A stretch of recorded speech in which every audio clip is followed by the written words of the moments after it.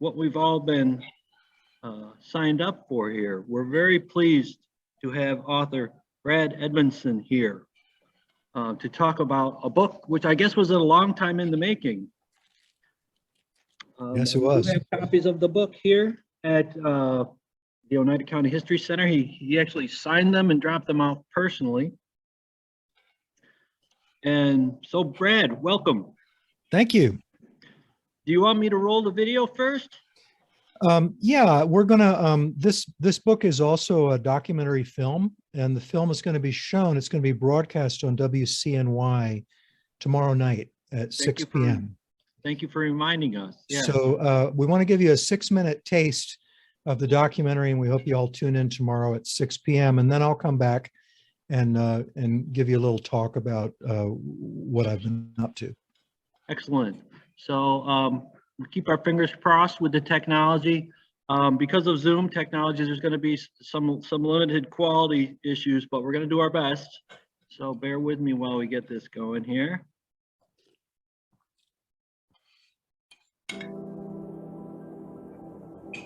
New York's Adirondack Park is bigger than Yellowstone, Yosemite, Glacier, Grand Canyon, and Great Smokies National Parks combined. It is one of the largest unbroken deciduous forests on Earth. It has 1,000 miles of wild and scenic rivers and hundreds of crystal clear lakes and lofty peaks. But here is an even more amazing thing about the Adirondack Park. Most of its land is privately owned, and 85 million people live within a day's drive. Yet the Adirondacks seem almost completely undeveloped. How did that happen? In the story of land use planning in the United States, the Adirondack Park Agency is truly significant. For what it was doing at that time, it was on the frontier of land use planning. The Adirondack Park Agency was a wild idea when it was created 50 years ago. It owes its existence to several big trends that combined to create an irresistible force. After World War II, a small group of activists spent more than 2 decades building the case that the Adirondacks needed to be protected from development. By 1968, they had overwhelming public support. The activists pressured Governor Nelson Rockefeller to act. Rocky set up a commission that studied the Adirondacks for 2 years before issuing 181 recommendations that were, in a word, bold. Many of them had never been tried before, and despite the risks, Rockefeller eagerly supported the activists' cause. You know, he believed in big things. He was not a small man in any sense of the word. It wouldn't have happened without him. There's no question about it. Rockefeller strong-armed state lawmakers into passing the bill that created the Adirondack Park Agency, or APA. He ordered the agency to write 2 master plans for all the land in the park, a territory the size of the state of Vermont, and to deliver them in less than 2 years. Nothing like that had ever been done before. The APA's young staff was brilliant, passionate about protecting the park, and extremely hardworking. The plans they produced were revolutionary, but they lacked 2 critical things: money and time. We were given a very, very tight deadline and a very low budget. I mean, the budget was just ridiculous. The APA also did not try very hard to explain its tough new regulations to local landowners, even though zoning laws had been almost entirely unknown in the Adirondacks. The activists were so focused on saving land, they didn't think about the 100,000 people who lived in the park, and many of those people were outraged. I don't think it ever occurred to me or anyone that I was working with that maybe the local people might have a very different attitude about this plan to create a state agency. It just didn't occur to us at the time. Just didn't occur. Over its first 50 years, the Adirondack Park Agency has been praised and studied as a triumph of land use planning. Today, the urgent need to control climate change depends on preserving and restoring large forests. New York did that in a big way 50 years ago. The wide open spaces of the Adirondacks are now recognized as a global treasure. This is a big, wild area in a highly populated state where we have found a way to reasonably balance the protection of nature and the rights of people to live there. And I think the lessons from the Adirondacks are actually globally important. But a lot of people who live inside the park disagree with this view. Even after 50 years, they still think the agency and its restrictions on private land development are un-American. They say private property is private, and the Adirondacks don't need more wilderness as much as it needs better jobs. The agency has convinced people by repeating this untruth over and over again that this is the largest park in the United States. And they call all of the land inside of this Blue Land Park, which is not true. 60% of that land is privately owned. No privately owned land is part of a state park. In other words, they have taken the theory that Hitler practiced. If you tell a lie often enough, it will soon become believed and it will be a fact. It's an endless debate that boils down to a basic question. What is wildland worth?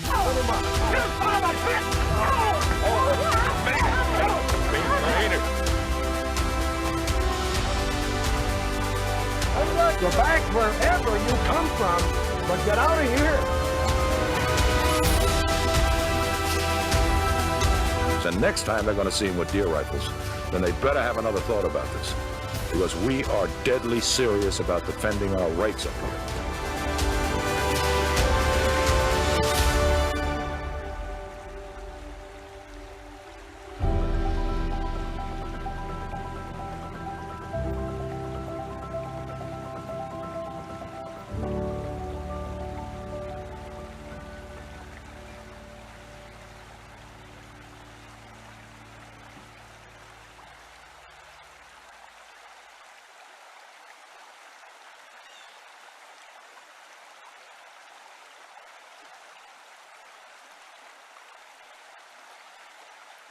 Okay. Hey, all right.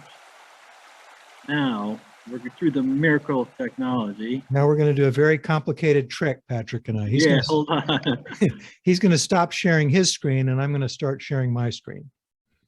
There, you got your full screen for a minute there. Good to see you. Okay. So now I'm going to share my screen. Hold on.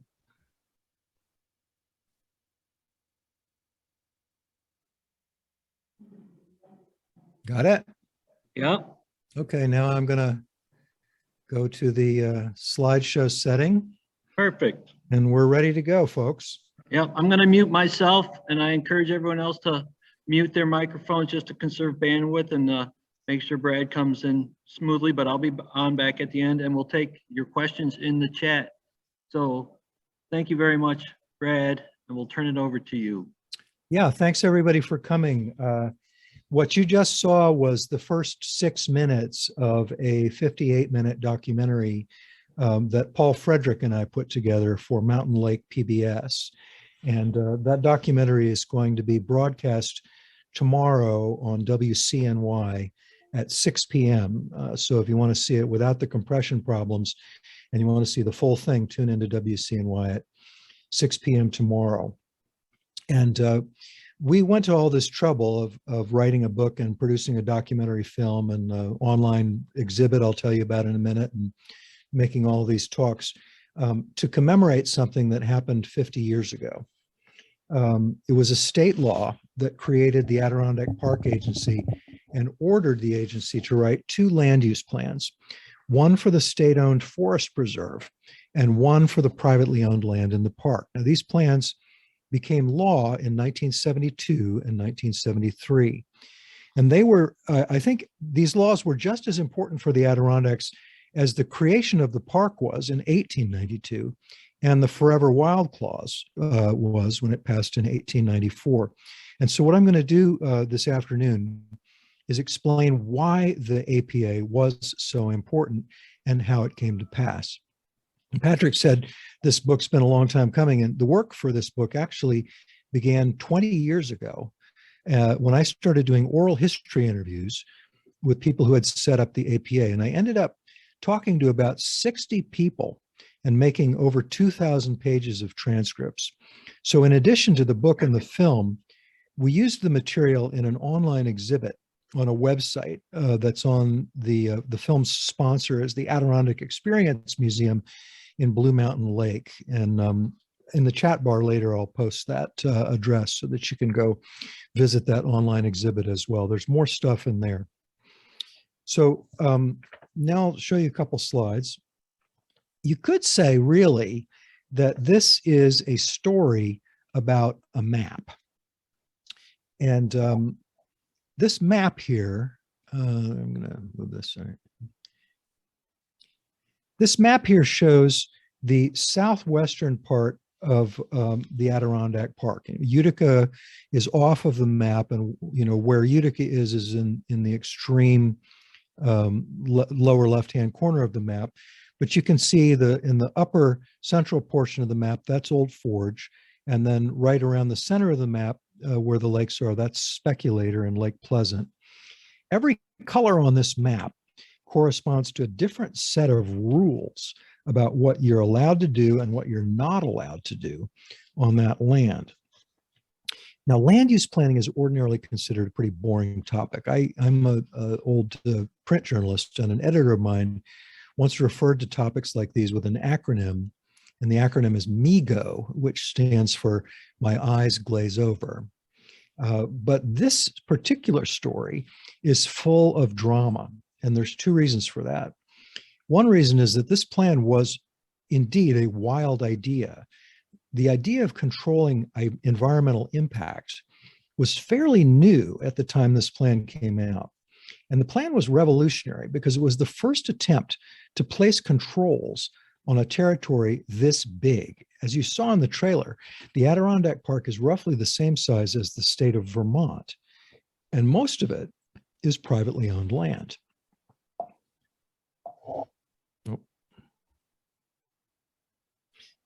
The second reason for the drama is that the private land plan was a huge imposition of state power onto a rural area. And most of the local people who lived in that area didn't like it one bit.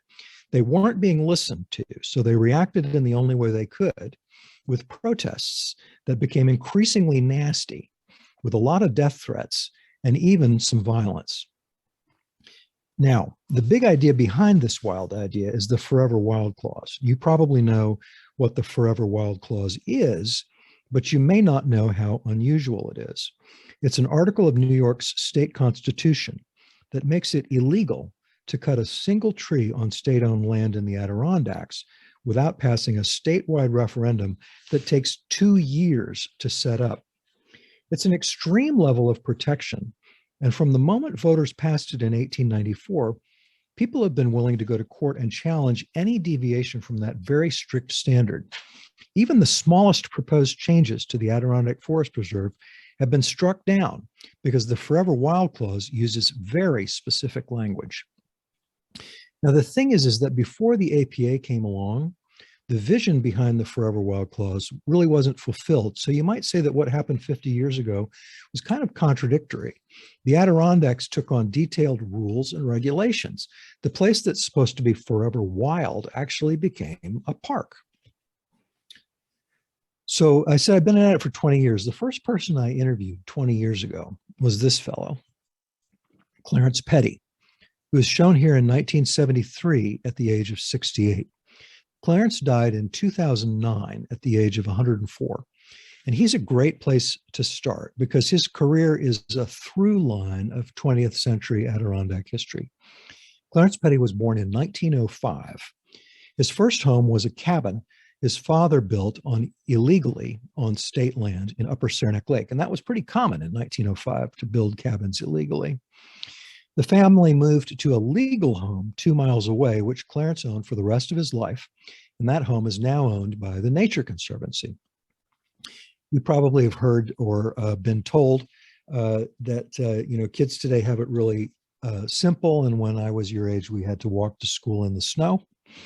Clarence and his brother Bill really did walk to school in the snow, and it was an 18-mile one-way walk with snowshoes on, because the snow is very deep between their home in Corey's and their school in Saranac Lake. They did it once a week. And that was the way it was in the Adirondacks back then. So Clarence Petty turned into a state forest ranger, but in his heart, he was always an Adirondack kid who loved to explore the backcountry. And in 1959, Clarence Petty got a dream assignment. A legislative committee in New York wanted to know how much state land in the Adirondacks would meet a legal definition of the term wilderness. So they hired Clarence and a partner to find out.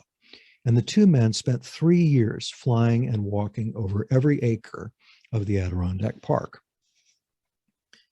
So this is the topo map of Indian Lake that Clarence and Neil took with them on that walk. They used the map to mark the boundaries of places in the Adirondacks that were at least a half a mile away from any legal road and also contained no buildings.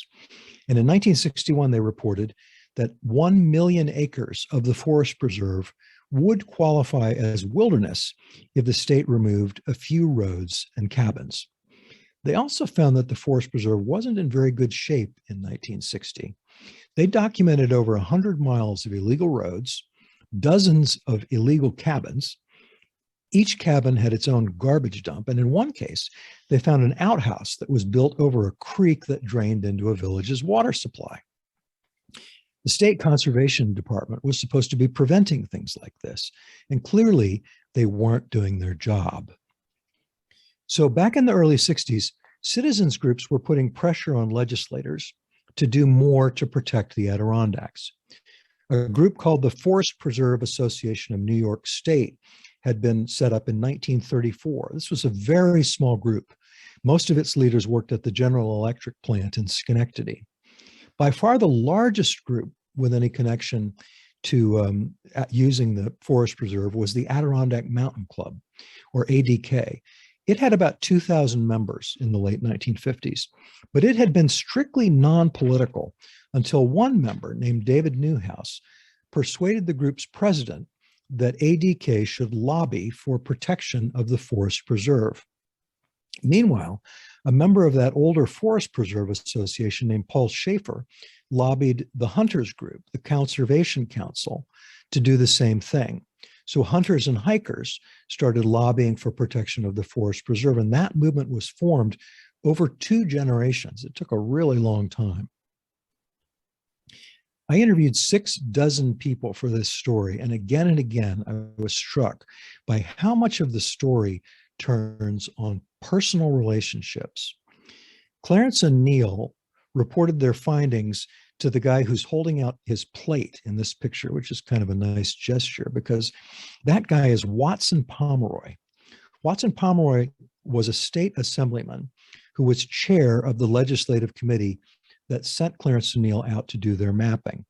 And Clarence turned Watson Pomeroy into a forever wild activist by taking him on camping trips like the one pictured here.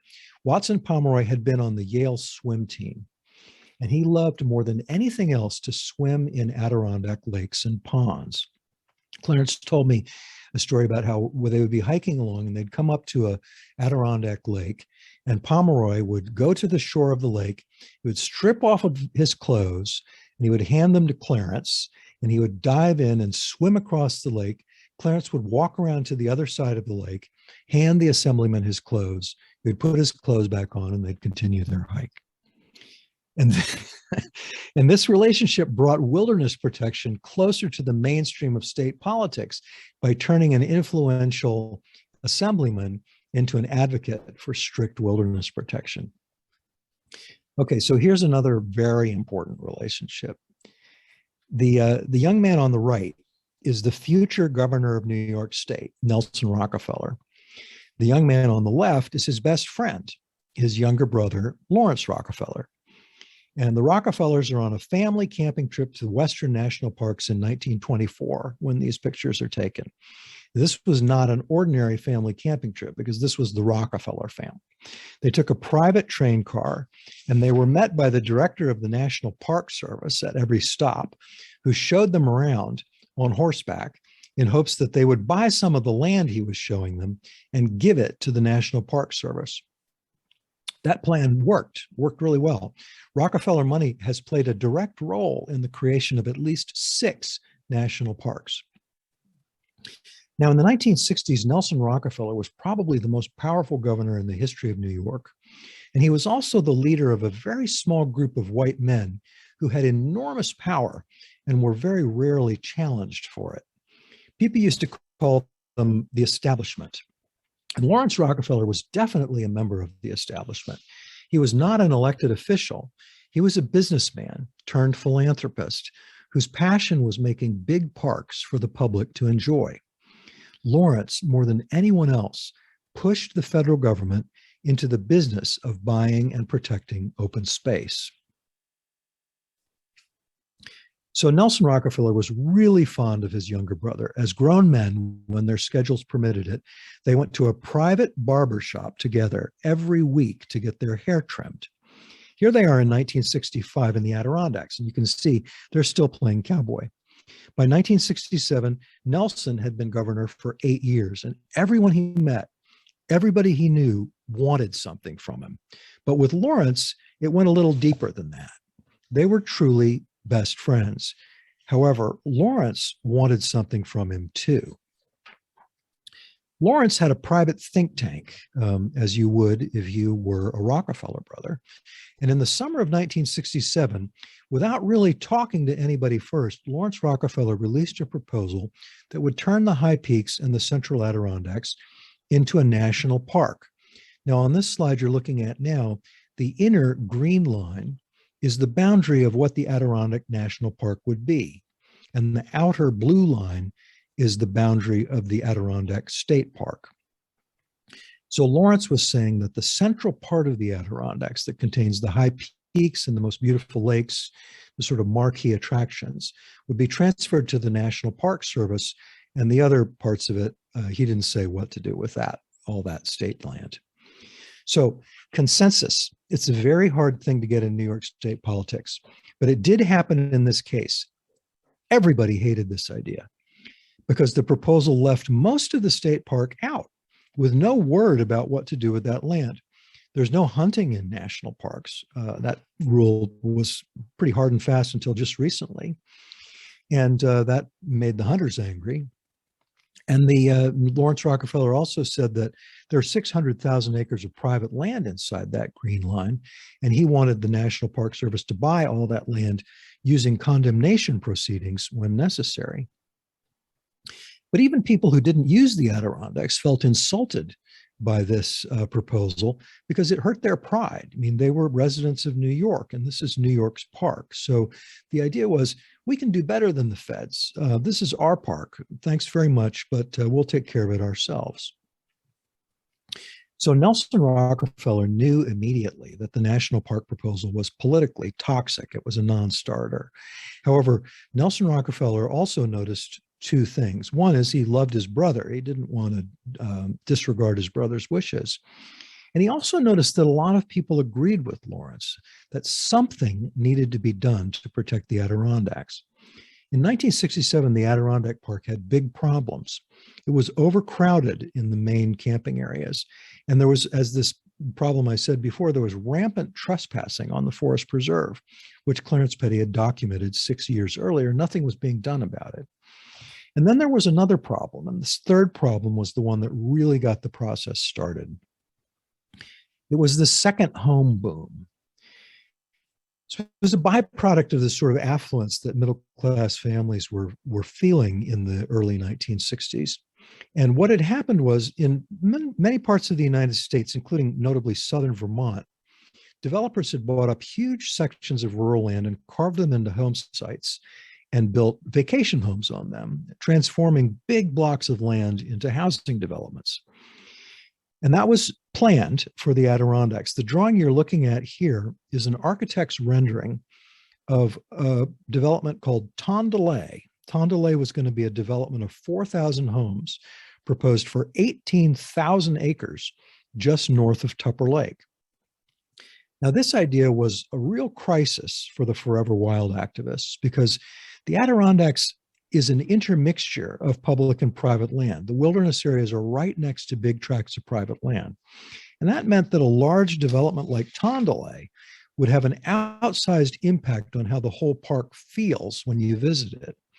So people like Paul Schaefer, David Newhouse, and thousands of others began pressuring Albany lawmakers to regulate developments like Tondalay. Governor Rockefeller did what a lot of politicians do when they're feeling pressure. He appointed a commission to study the problem. And often that's a way to sidestep a controversy, but that wasn't Nelson Rockefeller. Nelson Rockefeller liked to portray himself as a builder, as a problem solver. Nelson Rockefeller loved to pour concrete. He tore down 98 acres of downtown Albany and evicted thousands of people from their homes to build a new state capitol complex there, which you're seeing here. And he liked to get smart people together in a room and present them with a complex problem and have them come up with big, bold, cutting-edge solutions to that problem. So what he did was he got 11 members of the establishment together, and he formed the Temporary Study Commission on the future of the Adirondacks. And he asked these 11 men to recommend how to solve the park's problems. So there was another development that some saw as a problem when the Temporary Study Commission was doing its work. In 1968, when they started, an interstate highway had just opened that ran up the east side of the Adirondack Park from Albany to Montreal. And Lawrence Rockefeller wanted to remake the Adirondack Park in the modern spirit that was sort of symbolized by these interstate highways. National parks back in the 1960s were about getting people to recreation centers in their cars. They were about parkways, campgrounds, hotels, beaches, and snack bars. And the Forever Wild clause was in the way of this vision. Lawrence Rockefeller wanted to get rid of it. And several members of the Temporary Study Commission, who, after all, was appointed by his brother, agreed with Lawrence Rockefeller's vision. Now, this image, which you saw in the trailer to the movie, shows the commissioners and most of the staff of the Temporary Study Commission. Lawrence Rockefeller's not in this picture. He stayed behind the scenes. But several people who worked for Lawrence Rockefeller are in this picture.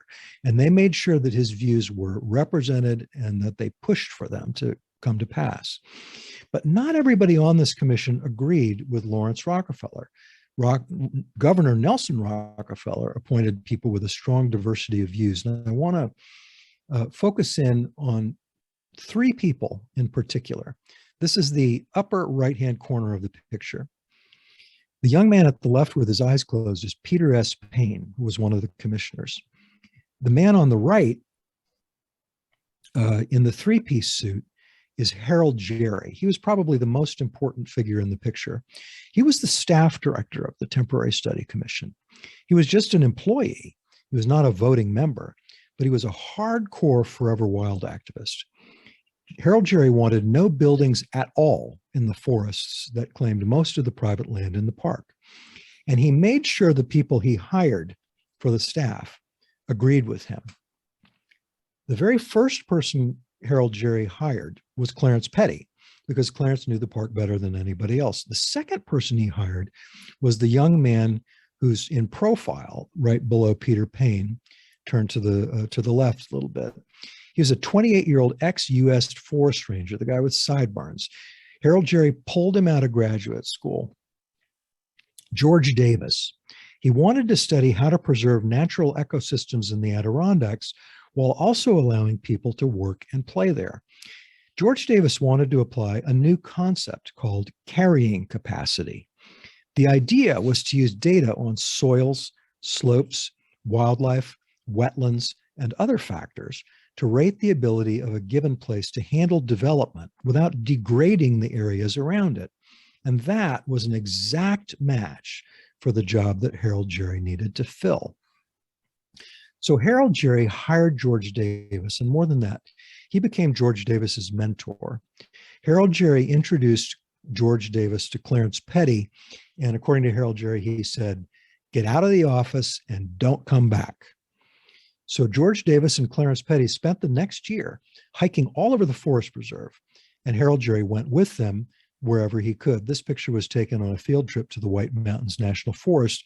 Harold Jerry's on the left and George is on the right.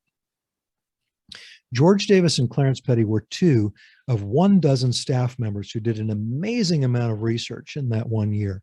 They turned in 800 pages of reports on land, wildlife, transportation, the economy, and other subjects.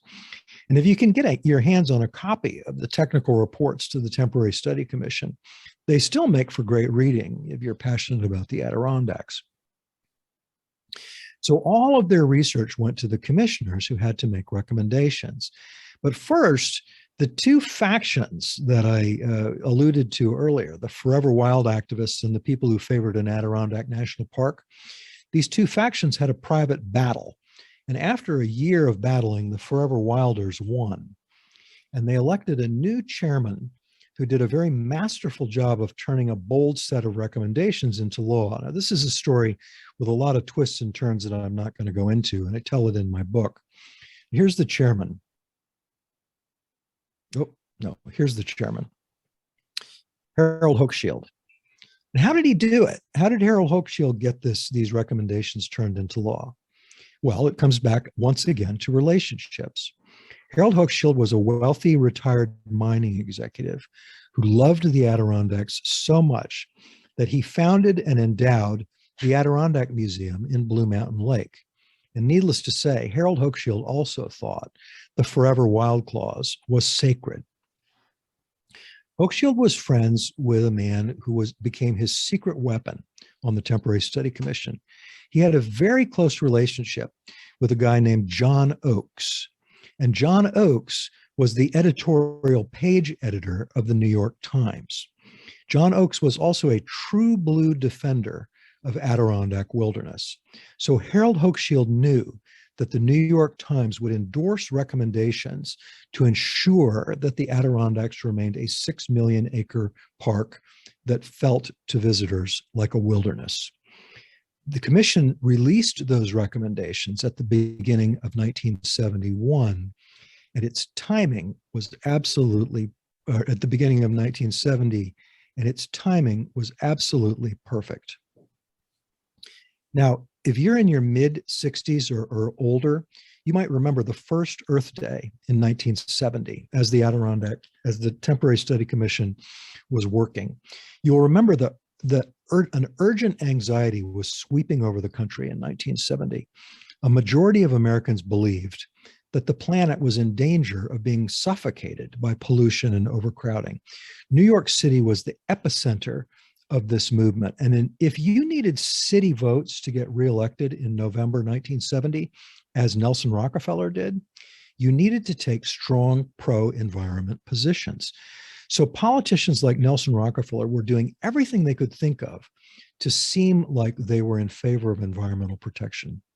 This is a picture of Nelson Rockefeller riding a bicycle on Earth Day in 1970 and calling it a non-polluting vehicle. And you can see that the photographer made sure to show you that Nelson Rockefeller is riding his bicycle the wrong way on a one-way street.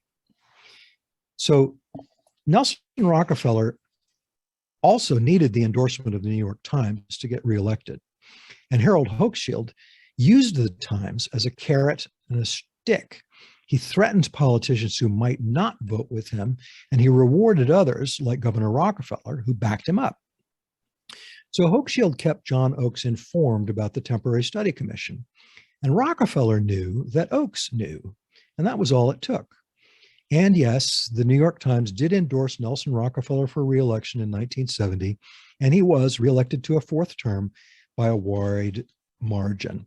And shortly after he was reelected, the Temporary Study Commission released their recommendations on January 3rd, 1971. This is the front page of the New York Times for Sunday, January 3rd, 1971, 51 years ago.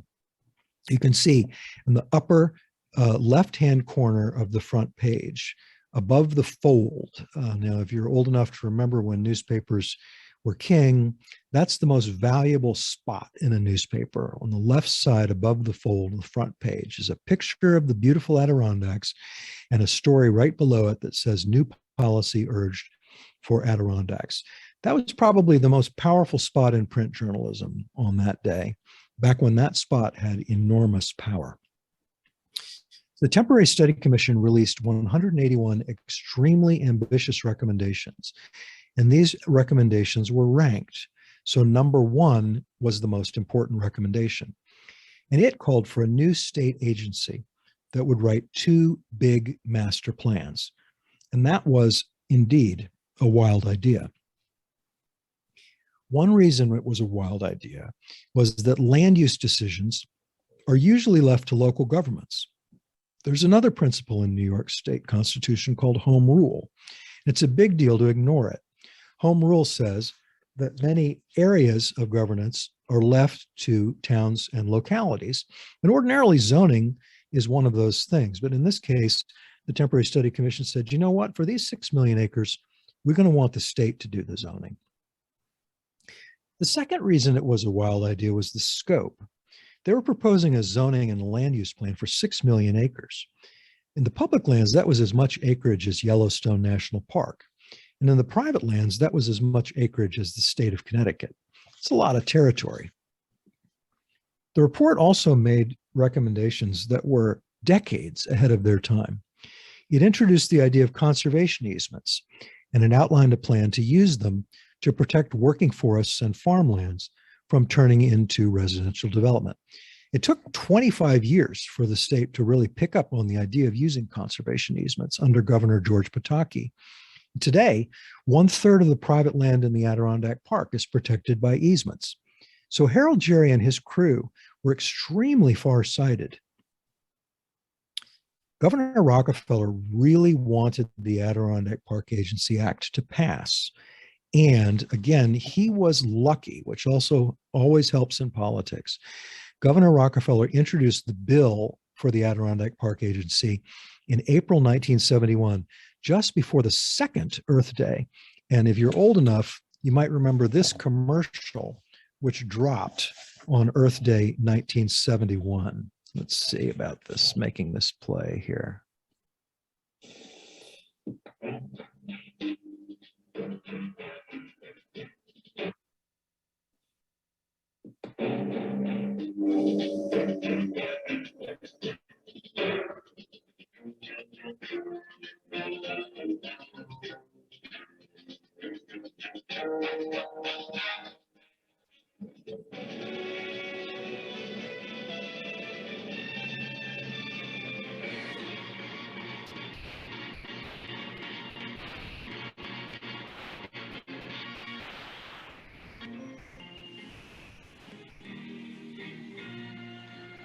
Some people have a deep, abiding respect for the natural beauty that was once this country.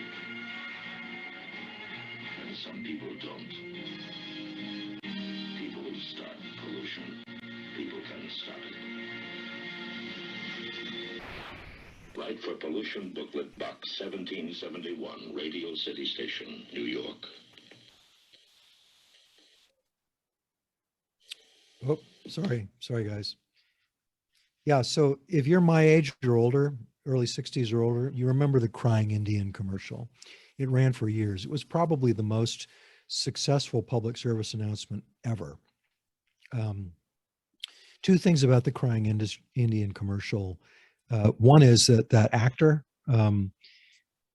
his name is Oscar Corti. He's Sicilian.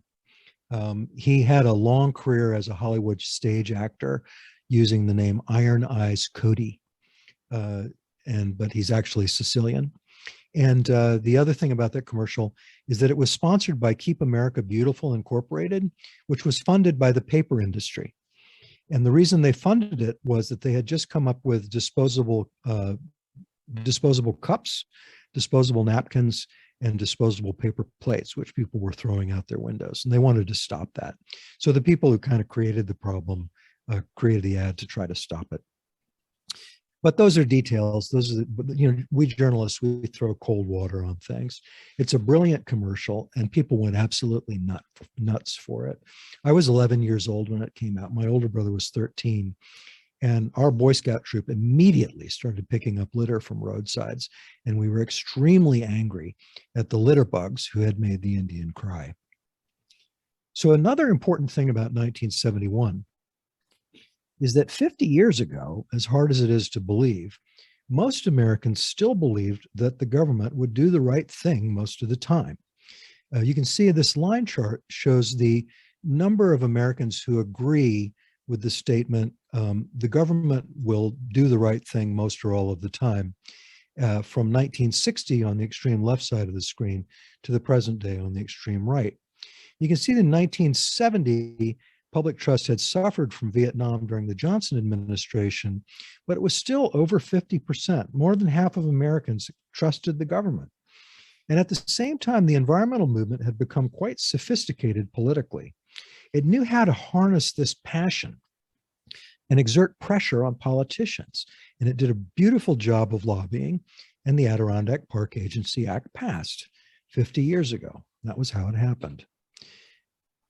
So that's how 28-year-old George Davis found himself alone in an old log cabin in Raybrook that the DEC had recently abandoned and planned to burn down. DEC is State Department of Environmental Conservation. They had this abandoned building. They were going to turn it down. They were going to burn it down. And they said, okay, well, you guys can have it.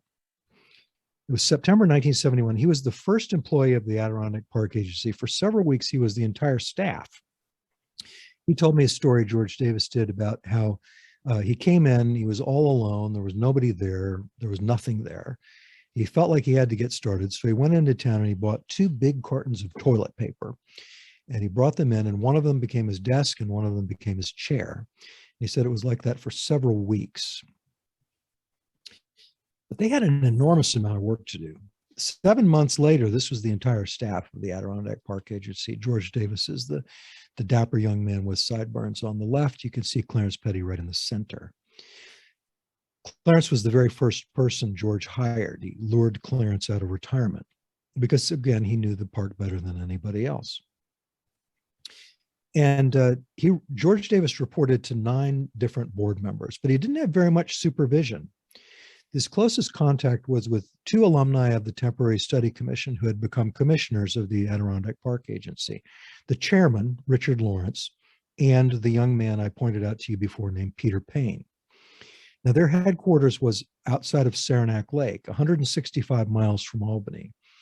And on top of all of that, there was a budget crisis. So they had a ridiculously small budget. They had an insane amount of work to do on a very short deadline. And so really, the Adirondack Park Agency was more like a tech startup than it was a state agency.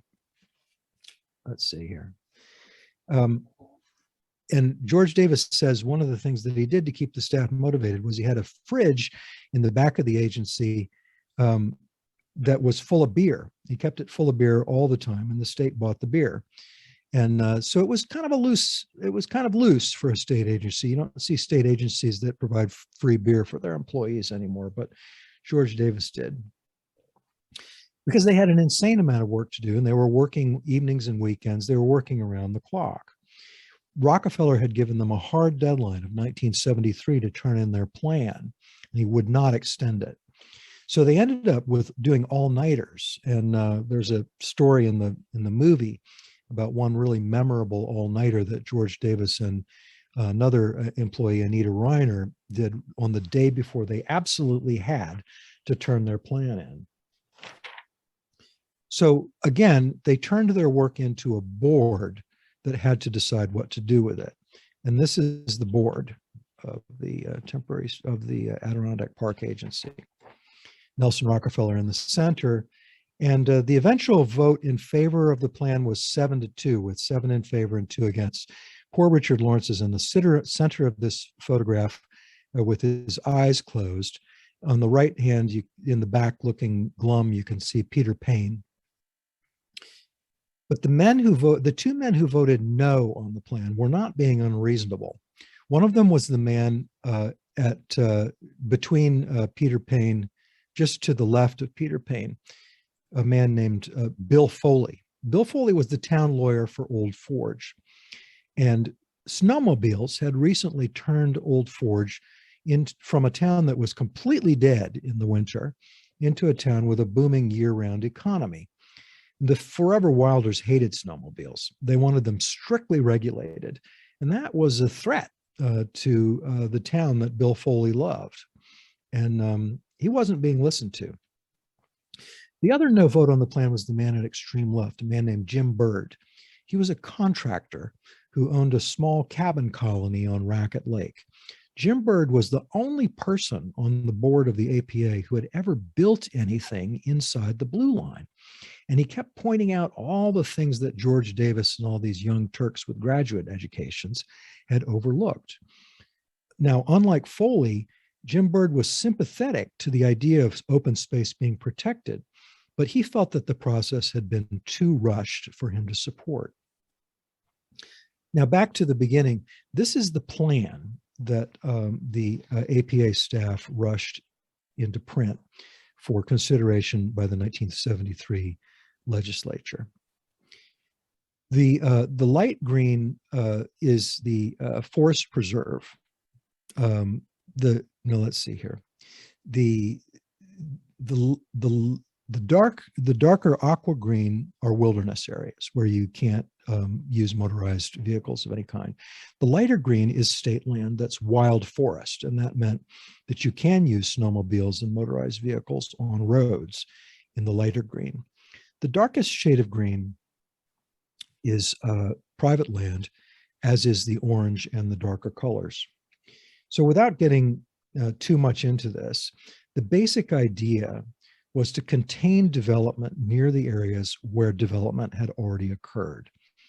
And 85% of the privately owned land in the Adirondack Park was either that darker shade of green, where one building was allowed for every 43 acres of land in resource management, or that orange shade, where one building was allowed for every 8.5 acres of land, a category called rural use. Tondalay would have been allowed to build about 1/6 as many homes as the developer wanted to build once this plan came out. So no new towns in the backcountry. That was the big stress of the plan. And it worked. But Jim Bird was also right. Thanks to the ultimatum that Nelson Rockefeller issued, the process had been terribly rushed. The APA hadn't told the locals much of anything about what they were up to. They released their plan 3 days before Christmas, and they set aside just 2 weeks for public hearings. And that, up in the North Country, that was like throwing a lit match into a puddle of gasoline. This is a photo from Saranac Lake, where 800 people showed up on January 26th, 1973, 49 years ago. And the police thought that they were going to have a riot. Richard Lawrence, who's the board chair in the insert of the photograph, he presided over this meeting for 8 hours straight. And he says he barely kept the lid from blowing off the hall. I spoke with Ted Hullar, who was chair of the Sierra Club's Atlantic chapter. He spoke at that hearing.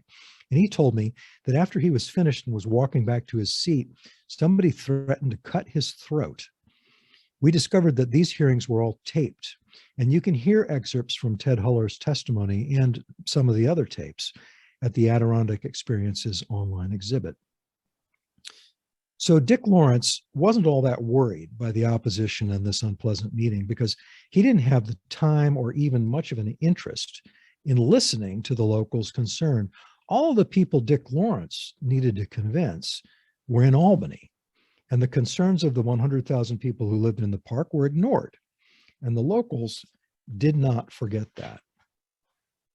So this is a photo of Nelson Rockefeller signing the private land plan into law in May 1973. And that's where my book ends. But that's far from being the end of the story.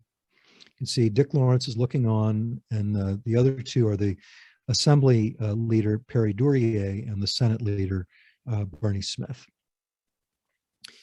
So the tide started to turn against the APA almost as soon as the law was signed. 3 months after he signed this law, Nelson Rockefeller told his staff that he was going to resign from being the governor of New York to make his 4th run for president. So the APA's most powerful advocate left the baby while it was still in its crib.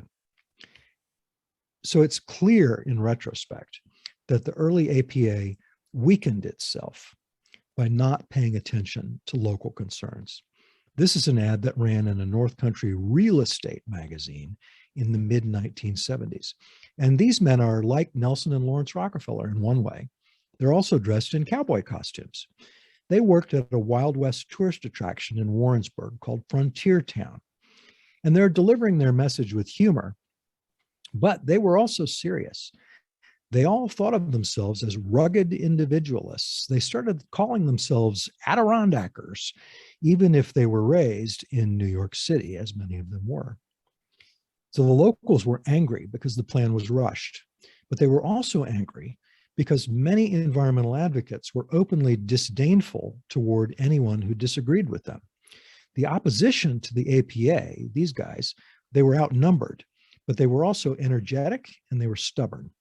And the upshot was that the state spent decades playing defense instead of building partnerships the way it should have. I interviewed a guy in 1977 named Jim Hotelling. He was a professional planner, and he was brought into the APA to sort of mend fences with the local governments. So Jim went out and he started at meetings by asking people in the Adirondack Park what they wanted for the future of their small villages and towns. Jim said you needed to start the process by finding out what the hopes and dreams of the residents are so that you have something to build on. You might have your own agenda, what you want to do. But first you have to find out what the people who live there want, what they think is good, and what they would like to see in the future. Hotelling said that the original plan, the plan that George Davis wrote, was he used a brilliant phrase that really struck with me. He said that plan was all brains and no heart. So the APA probably couldn't happen today because the public doesn't trust elected officials nearly as much now as they did in 1973. That, of course, was when Watergate absolutely crashed public faith in government. And so far, it really has not recovered. The amazing thing is that this 6 million acre regional land use plan is still the law with relatively few changes. And that's because the Adirondack Park Agency is entirely a creature of the governor's office. And every governor since Nelson Rockefeller has been kept in line by big, well-organized citizens groups like ADK and the Adirondack Council that defend the forever wild Adirondacks. So the APA is roundly criticized by both sides these days. In fact, the environmentalists criticize it much more than the developers do now. But the reason it has survived and the reason the park still retains its wilderness character is the firm support of urban and rural voters. And my final point before I take your questions is that this truly was an amazing accomplishment.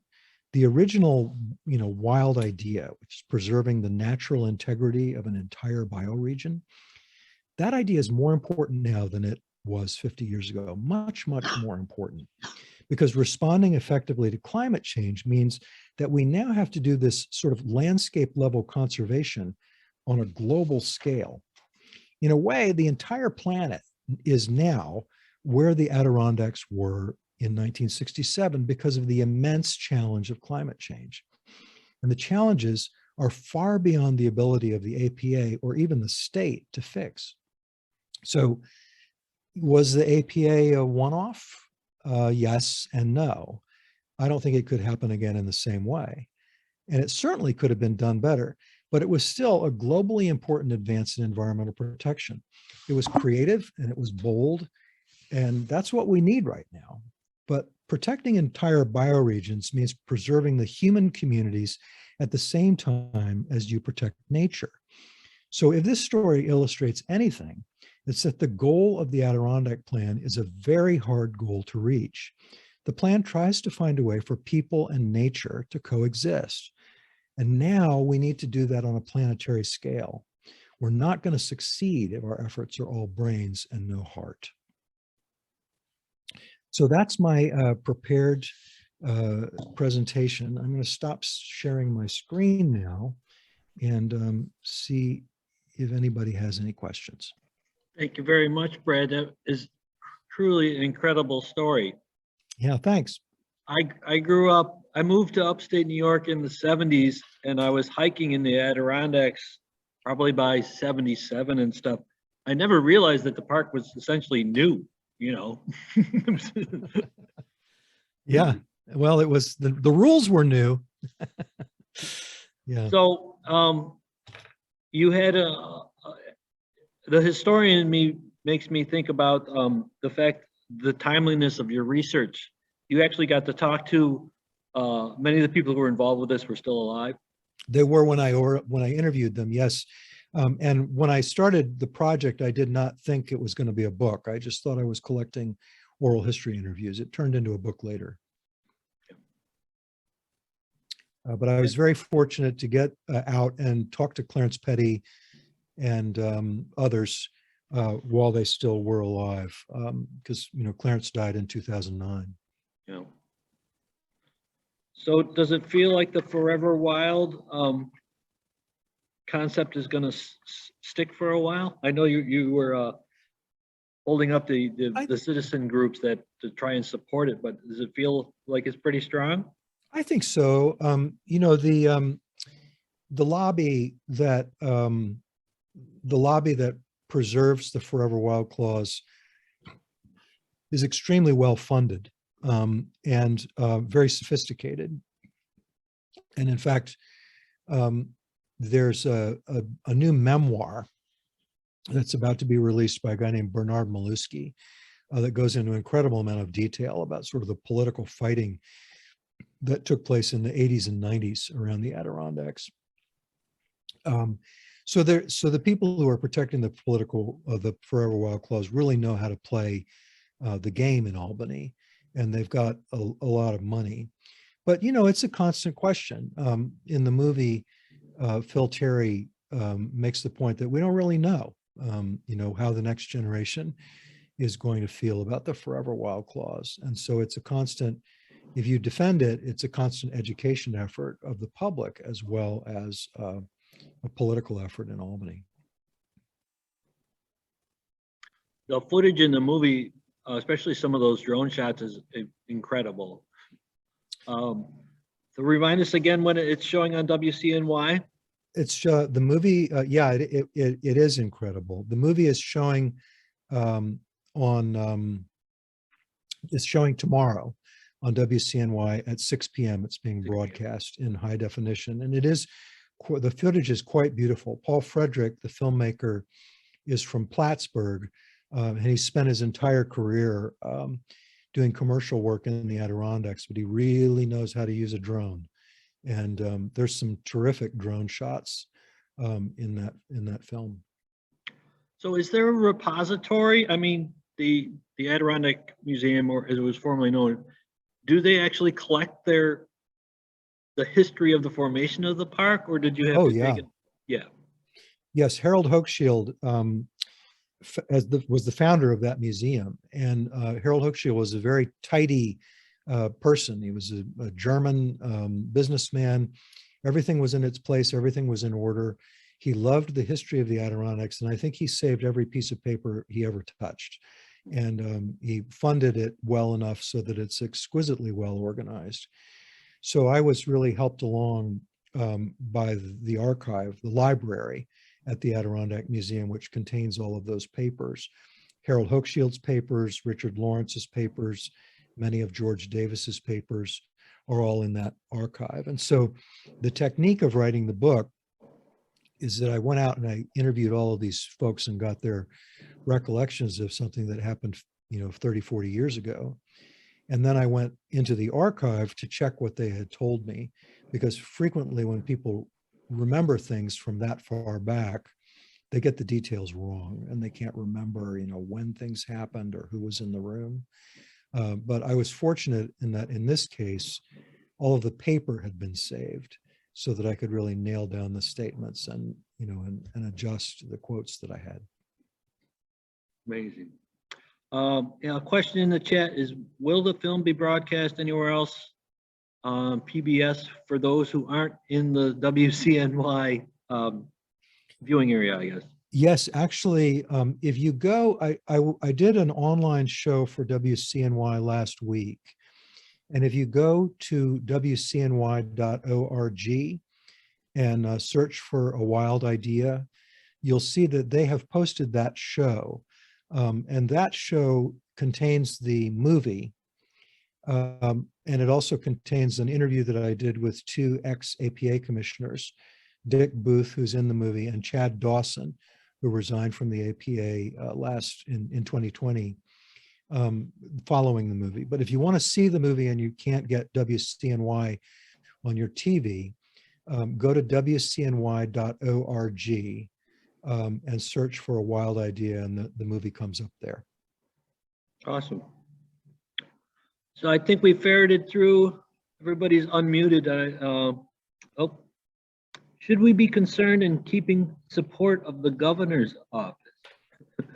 Yeah, absolutely. I mean, the Adirondack Council, Adirondack Wild, and several other groups are laser focused on what the governor is doing and how that affects the Adirondack Park. They're very well-funded, well-organized lobbying organizations. I think the initial indications are that Kathy Hochul is going to be more attentive toward the Adirondacks than Andrew Cuomo was. Mm-hmm. Things are sort of looking up. The Adirondack Park Agency has a new chairman, John Ernst. It has a new executive director, Susan Rice, and it has had a lot of vacancies for a long time. And our hope, those of us who want the APA to be strong, our hope is that the vacancies will be filled and the agency will start being a little bit more energetic. I guess I never realized the story of a park was so political. It's totally intertwined with what's going on. It must have been hard to get your hand around at some point. It's complicated, but I mean, the basic fact of the matter is that, you know, I don't know if the Native Americans argued about the Adirondacks, but as soon as Europeans started moving into the Adirondacks, they started arguing over it 150 years ago, and the argument has never stopped. Mm-hmm. So I'm not sure what this question meant in the chat. It said, what would a sensible opposition really want? I think that's a great question, actually. Thank you for asking it. You know, sensible is really the operative word here, because as I tried to point out by showing that picture of the guys dressed up in cowboy costumes, a lot of the opposition in the early days and some of the opposition now is just people who are really kind of performing the idea that they dislike government regulation. And they don't really have a coherent idea of what they want. They just want you to know that they want to live in a society where the government keeps its hands out of their business. And many of us would, many of us like that ideal. But the fact of the matter is that those regulations on land use in the Adirondacks are what keep the people coming, who keep the economy of the Adirondacks afloat. And over the last 50 years, tourism and seasonal homes have become even more important to the Adirondack economy than they were in 1971. So I think, and several generations have passed, and I think the people who live in the Adirondack Park now are much more likely to recognize that a regional zoning plan and a park management plan is necessary to the Adirondacks. I think what a sensible opposition would really want is an agency that works well. And we don't really have that right now. So, it takes a long time to get a permit. There's a lot of red tape. There's a lot of backroom dealing. There's a big lack of transparency. And all of those things really hurt local people. And they also don't reflect well on the state government. So that's what the sensible opposition would really want, is they'd want an APA that works properly. Mm-hmm. So I don't know if you're able to see the chat. Are the acid rain, is the acid rain mitigated or not mitigated, but is things recovered from that at this point? Yeah, just in time for climate change to Yeah, right. come around. But yes, the lakes that were destroyed, the fisheries that were destroyed by acid rain have begun to recover. Acid rain is still happening in the Adirondacks, but it's no longer the sort of existential threat to park species that it was in the 1980s. However, climate change is a much bigger threat. And the park is going to have to adapt and prepare for climate change. And that's part of a report that the Adirondack Council just came out with, sort of trying to imagine what management of the park would look like 30 years from now. And if you really want to dive into the weeds of this question, I recommend that report to you. I think it's called Vision 2050. I see someone corrected me that Frontier Town was in North Hudson, not Warrensburg. Thank you very much. There's no depth to which lovers of Adirondack history will not go to correct you on the small points. Not a small point if you live there. That was me. All right. We got two more, and then you've been very generous with your time. Let's see. Could you comment on the status of a development project proposed a few years ago? I'm not sure which one that is. Well, probably the one in Tupper Lake. There was a big resort housing development proposed for Tupper Lake. A ski area that had gone out of business was bought by some developers, and they wanted to have sort of ranchettes and big fancy second homes and redo the ski area and all that kind of stuff. And it was a gigantic controversy, and the environmentalists were all dead set opposed to it and so forth. The thing is the reason it didn't happen, the reason it all went belly up, is that the economics didn't work. And that's another aspect of this story, is that a lot of developers have big dreams for projects that they want to do in the Adirondacks. And they forget that the Adirondacks is an extremely rough environment. It's an extremely hard place to build. And the good weather only lasts about 3 or 4 months. And, you might love to be in the Adirondacks in the winter when it's 25 below this morning in Lake Placid. Oh. But there's a long shoulder season called stick season in the fall. And there's a long season called mud season and black fly season in the spring. And so as resort areas go, people who can get on a plane and go anywhere have a lot of choices that are a lot more inviting than the Adirondacks. So the market for things like that big resort development in Tupper Lake turned out to be not as robust or as big as the developers thought it was. Thank you. So, yeah, I think we're going to wrap it up. Thank you. Brad, on behalf of United County History Center and everybody who tuned in, thank you for your great work. This is incredible. Thanks very much for your attention, Patrick, and your questions, Patrick. They were great. If you want more information about this project, which is ongoing, I'm writing another book now.